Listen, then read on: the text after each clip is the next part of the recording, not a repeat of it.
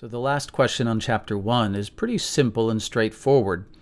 Why is it that the last statement of the story is what it is? How is this statement that Daniel was there until the first year of King Cyrus, how is that a kind of fitting conclusion to what the main focus of the first story is, which is a critique of the values of the educational schooling, that Daniel and his friends received in the pagan Gentile culture of Babylon? And I pointed out as a little hint that Daniel actually lived longer than the first year of King Cyrus, the Medo-Persian king who took over Babylon.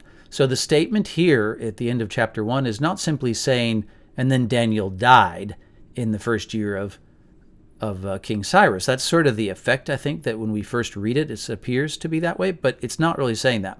So what is it saying? That's the question. And the answer is that its emphasis is on the fact that Daniel survived Babylon. That is the Babylonian Empire. He outlived Babylon. So if he outlived Babylon, think of what those words mean.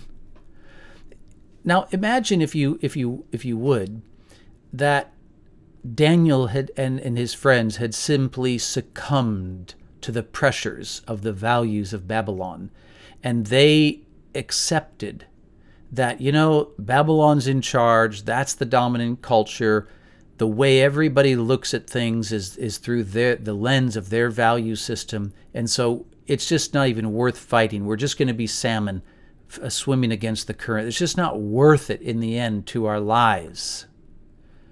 So imagine they had made that choice. Well, the whole empire of Babylon, quite shockingly and surprisingly, didn't last as long as the Babylonians had thought, or as many people in the region would have thought. It ended abruptly and rather quickly. But it might not have felt like that when Daniel was in school. It might have felt like Babylon was now going to reign for hundreds of years. So when Daniel and his friends chose the values of the Word of God found in the writings of Moses, they were choosing something which, again, these values were timeless. They outlive world empires. Even if Babylon had existed for another few hundred years, it really wouldn't have mattered. But in the case of Daniel literally outlived the Babylonian Empire. So imagine his days and his weeks after Babylon had collapsed and he had chosen to live by the writings of Moses. Imagine the vindication and the confirmation to his faith, because now, you see, the world was going to have an overhaul of its values. He was going to be living in a completely different culture, and there were tons of things that the Babylonians thought were important. They thought they held the moral high ground and so on, but that empire was now done. So Daniel lived where Babylon was now dead. And this is, of course, a bit of a parable. By the time you come to the end of the book of Daniel, the final story in the book of Daniel will talk about resurrection. What happens when we live and everybody else in the world is raised to death and judgment? Okay? In other words, we're going to stand up again in life. This life here, the culture we live in, everything about the values of our broader culture, wherever we live on the world, is temporary. Not everything, but a lot of the values are just temporary. They're just unique to that particular culture. And where those values come into conflict, there's immense pressure to yield to those values within that culture. But Daniel is a sterling example of how God allowed him to outlive the very culture whose values tried to eclipse his own and to pressure him, to indoctrinate him into to their values. But by holding firm, God honored Daniel and his friends.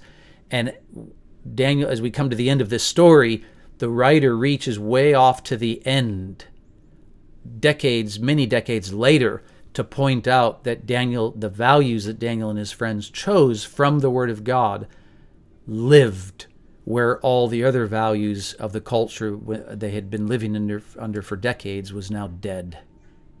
So we have a question now for the second story in Daniel, and that we'll eventually get to the question, what is being critiqued here? It's not the schooling of Babylon anymore. Chapter 2, the story is not about schooling. It's about this vision, this dream, rather, that Nebuchadnezzar has of this giant statue made of composite metals.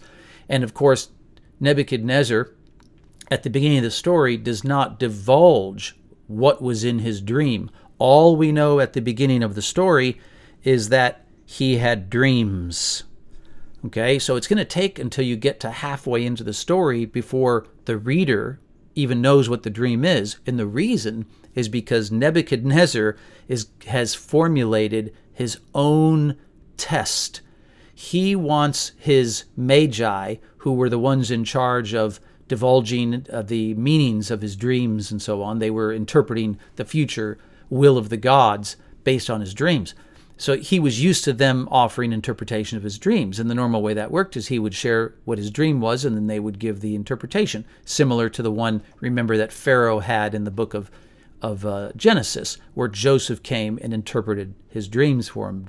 The Pharaoh shared the dreams, and then he would interpret them.